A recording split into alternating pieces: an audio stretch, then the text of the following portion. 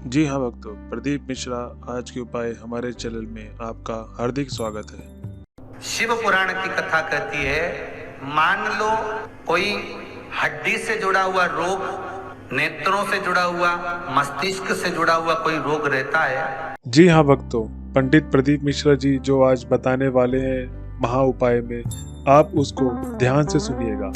अभी तक लाखों लोगों ने उपाय सुनकर अपनी जिंदगी में बहुत सारे बदलाव लाए हैं। तो चलिए सुनते हैं पंडित प्रदीप मिश्रा जी क्या कह रहे हैं। तो एक नीले कलर का फूल आता है महाराज, उस फूल में हल्दी डालकर जो नंदी के पांव के पास समर्पित कर देता है महाराज, उसका रोग धीरे धीरे समाप्त होने लगता है।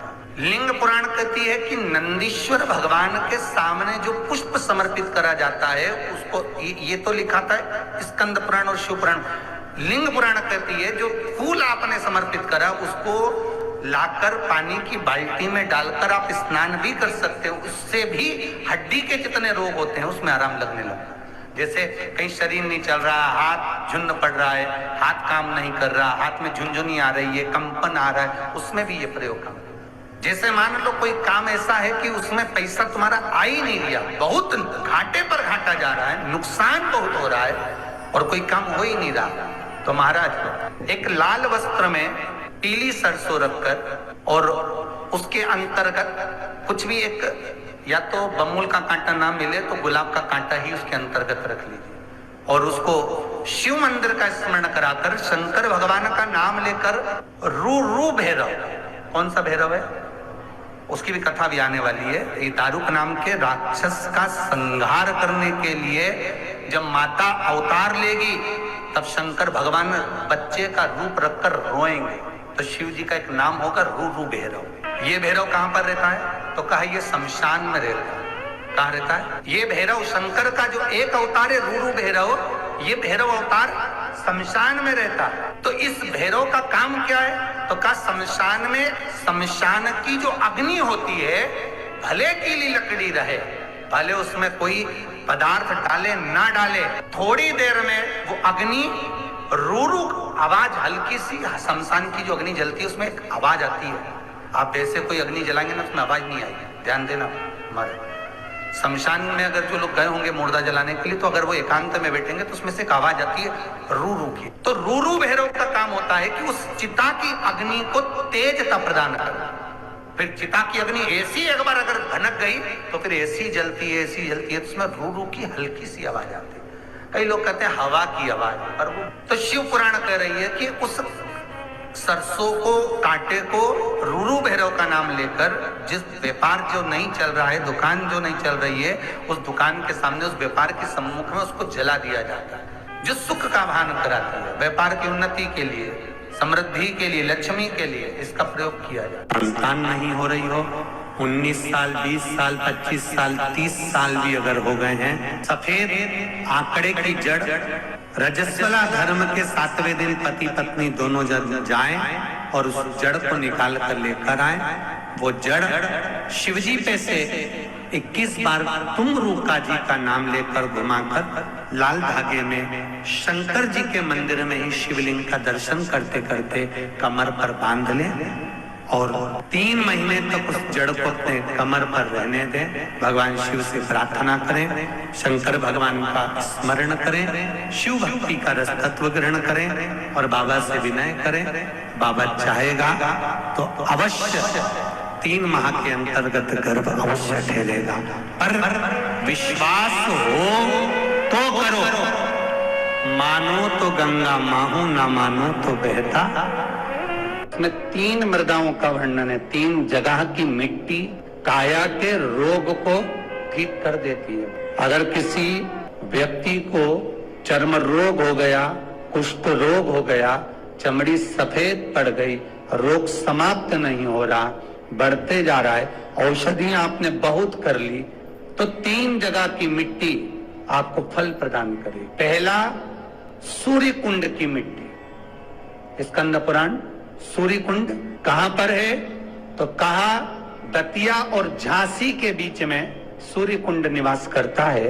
उस सूर्य कुंड की मिट्टी को लाकर जिस व्यक्ति को कुष्ठ रोग हो गया हो, शरीर की चमड़ी सफेद पड़ गई हो, स्कंद पुराण कहती है सूर्य कुंड की मृदा लगा लेने से 5 से 7 दिन में रोग समाप्त होने लगता है महाराज। पर सूर्य को सर्वाधिक प्रियता क्या? सर्वाधिक प्रियता सूर्य को क्या?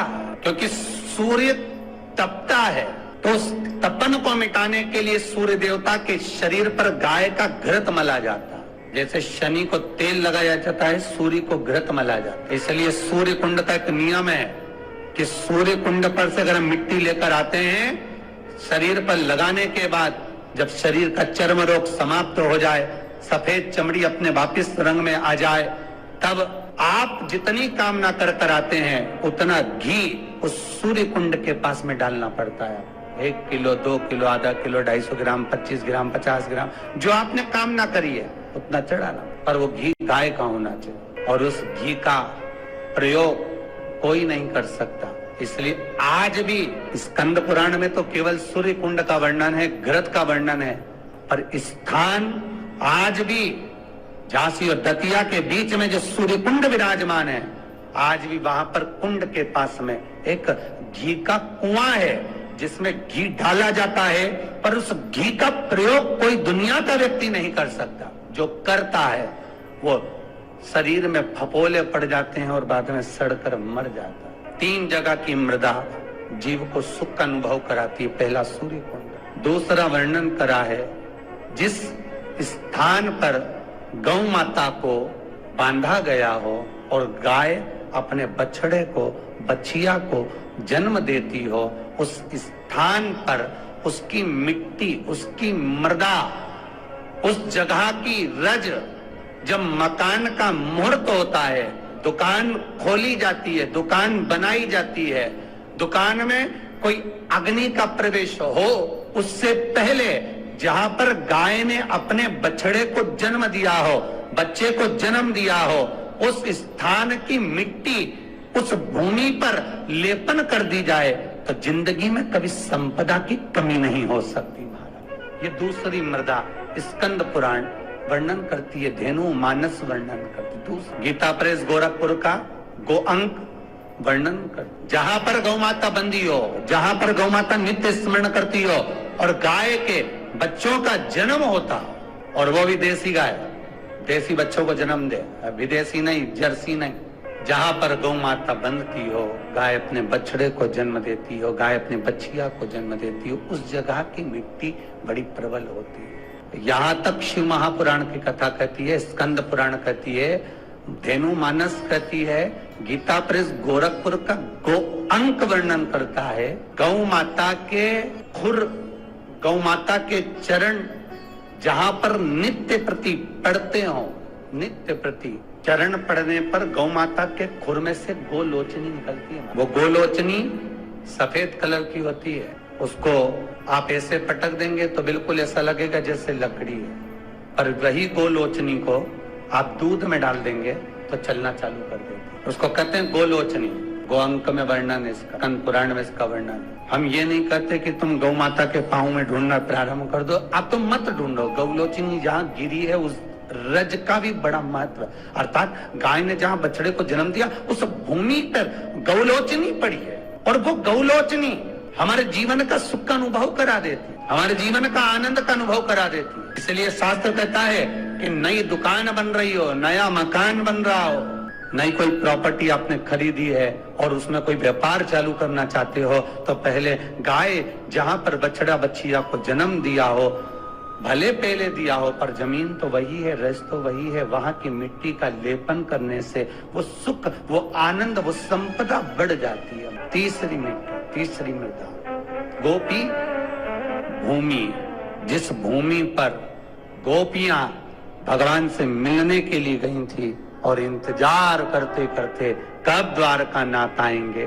कब द्वारकाधीश हमें दिखेंगे, कब ठाकुर हमें दिखेगा, उस भूमि पर ठाकुर का इंतजार करती हैं। जब भगवान कृष्ण नहीं आए तब उन गोपियों ने शिव को बुलाया, इसलिए गोपी तालाब के पास में शंकर का मंदिर है महाराज। पहली सूर्य कुंड, दूसरी जहां गौ माता बनती हो वहां की मिट्टी, तीसरी है गोपी। जहाँ पर गोपियां तीनों भूमि की मिट्टी का देखी है, सूर्यकुंड की मिट्टी काया का रोग ठीक कर रही है, गौ माता के बंधने की मिट्टी लक्ष्मी की वृद्धि कर रही है, और गोपी तालाब की मिट्टी आपको भक्ति प्रदान कर रही है। ये जितने गौड़िया मठी होते हैं, जितने इस्कॉनी होते हैं, जितने भी निम्बारकी हुए, गौड़िया हुए, पुष्टि के हुए, इनको गोपी तालाब की जो मिट्टी होती है, गोपी चंदन जो होता है, इसका जो तिलक लगाते हैं नासिका तक, श्वेत तिलक आपने देखा होगा, सफेद कलर का तिलक जो गोपी चंदन जो होता है, उसका जो तिलक ये भक्ति के लिए लगा। श्री शिवाय नमस्तुभ्यम, सब बोलिए एक बार जमकर, श्री शिवाय नमस्तुभ्यम। प्रैक्टिकल जरूर करना, कहीं सियोर वाला महाराज झूठ तो नहीं बोल रहा। शास्त्रों की बातें हमारे जीवन में हमें सुख प्रदान करें, इसलिए इस भाव का आनंद करते हुए आज की कथा को विराम देते हैं। जी हाँ भक्तों, जैसा आपने सुना प्रदीप मिश्रा आज के उपाय में, आप इस उपाय को जरूर करें अपने पूरे विश्वास के साथ, आपको सफलता जरूर मिलेगी। और ऐसे ही प्रतिदिन वीडियो आती रहेगी नए नए उपाय के साथ हमारे चैनल में। आप अपना प्यार बनाए रखें। हर हर महादेव।